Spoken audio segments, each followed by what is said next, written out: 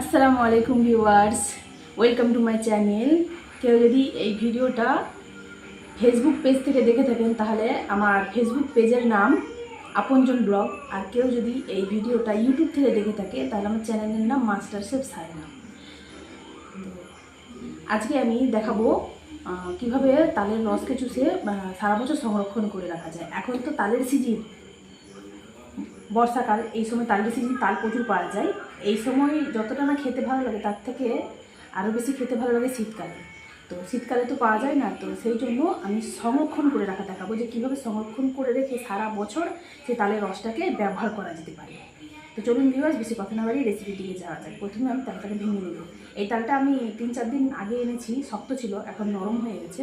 এবার তালটার যে খোসা আছে খোসাটাকে প্রথমে ছিঁড়ে নেব, তারপরে এর থেকে রস বের করা দেখাবো কীভাবে খুব ইজিভাবে রস বের করানো যায়।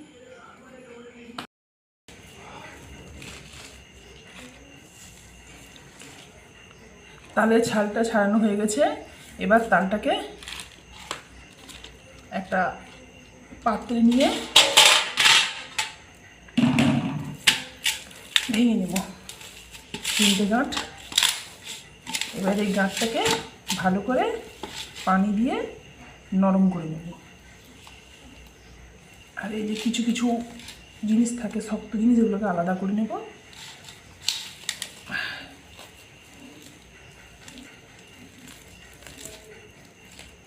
এগুলোকে না আলাদা করে নিলে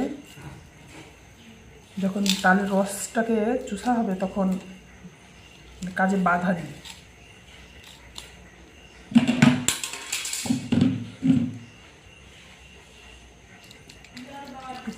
পানি বেশি করে দিতে হবে, ভালো করে তালটাকে ওর মধ্যে চটকে নেব। যদি পানি লাগে আবার পানি দেওয়া হবে। প্রথমে একটা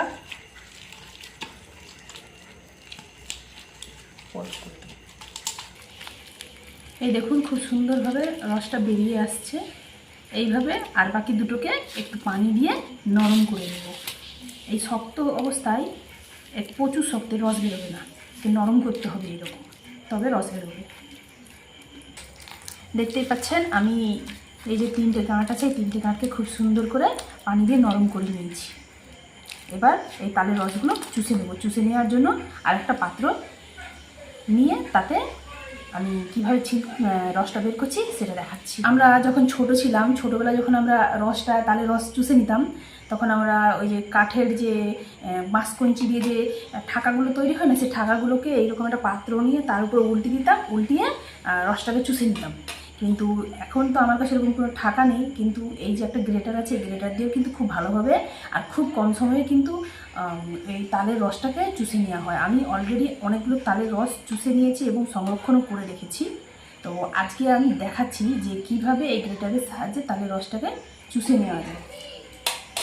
আচ্ছা, আমার ভিডিওটা নড়ছে কারণ আমার কাছে যে ট্রাইপডটা ছিল সেই ট্রাইপডটা ভেঙে গেছে। নতুন আর ট্রাইপড এখনো কেনা হয়নি, তো আমার ভিডিও আমার মেয়ে বানিয়ে দিচ্ছে, তাই ভিডিও একটু নড়ছে।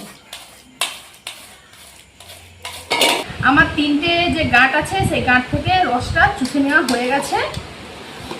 আপনাদেরকে টাইমটা দেখাচ্ছি, 10 মিনিটও হয়নি। 8টায় শুরু করেছিলাম, এখন 10 মিনিট পুরোপুরি কমপ্লিট হয়নি। আমার রস চুষা কমপ্লিট হয়ে গেছে।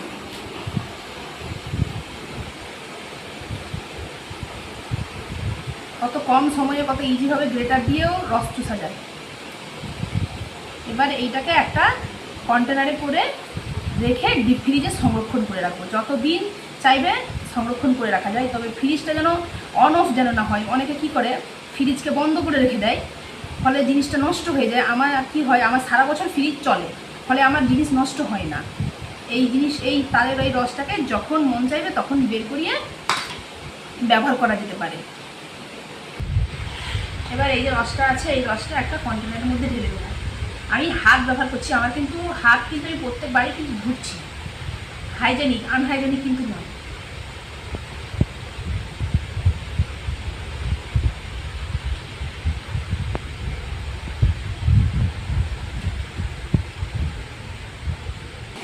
এবার এরকম ঢাকনা দিয়ে ঢেকে দেবো।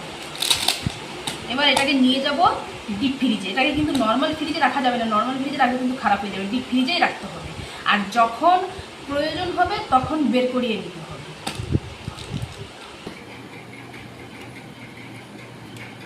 এখানে আমি অলরেডি সংরক্ষণ করে রেখেছি।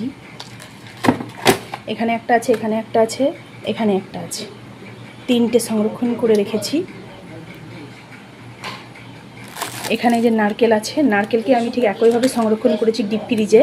মাস 6 বেশি হবে। আমি নারকেলগুলোকে প্রথমে ছাড়িয়ে ছোট ছোট করে কুচি করে নিয়েছি। কুচি করে এরকম ছোট্ট ছোট্ট জিপারে করে আমি রেখেছি। এখানে অনেক আছে, দেখতে পাচ্ছেন। এটা নারকেল কোড়া, নারকেল কোড়াকেও আমি ঠিক একইভাবে সংরক্ষণ করে রেখেছি। অনেক আছে।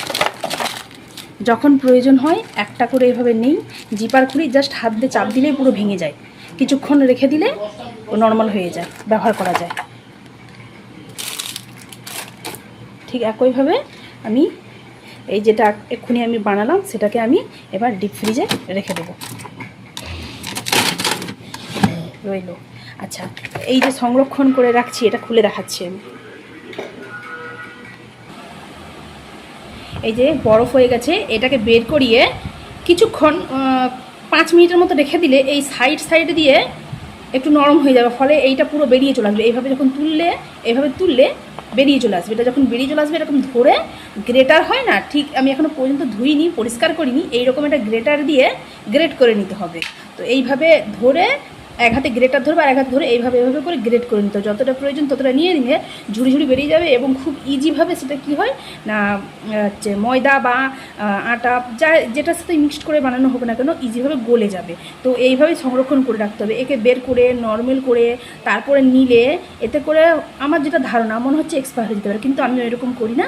আমি ডাইরেক্ট বের করে গ্রেট করে যতটাই আমার প্রয়োজন হয় ততটা নিই, এবং গ্রেট করার সময় একটু ধীরে ধীরে গ্রেট করবে, কারণ বরফ জাতীয় জিনিস তো বরফ হয়ে যায়, তো একদম বরফই হয়ে যায়, বরফ বললেই চলে।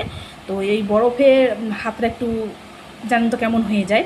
তো কিছুক্ষণ করে আবার রেখে দেবেন, আবার কিছুক্ষণ পরে আবার একটু একটু করে অল্প অল্প করে গ্রেট করে নেবেন। তো এইভাবেই আমি সারা বছর সংরক্ষণ করে রাখি। আমার যখন প্রয়োজন হয় আমি তখনই এটা ব্যবহার করতে পারি। আবার দেখা হবে অন্য কোনো রেসিপি নিয়ে। ততদিন পর্যন্ত ভালো থাকবেন, সুস্থ থাকবেন। আসসালামু আলাইকুম।